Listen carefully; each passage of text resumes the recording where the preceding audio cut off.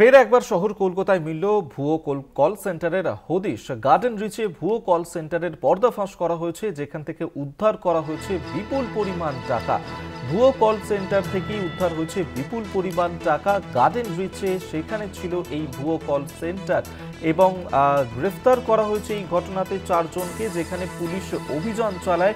উদ্ধার করা হয়েছে 1,18,00,000 টাকা এবং সেই ভুয়ো কল সেন্টার থেকে গয়নাও বাজেয়াপ্ত করা হয়েছে। গার্ডেন রিচে সেখানে ছিল এই ভুয়ো কল সেন্টার। দীর্ঘদিন ধরেই এই ভুয়ো কল সেন্টার সেখান থেকে কাজ করা হতো এবং সেখানেই অভিযান চালায় পুলিশ এবং সেই অভিযানেই উদ্ধার করা হয় ভুয়ো কল সেন্টার থেকে বিপুল পরিমাণ টাকা।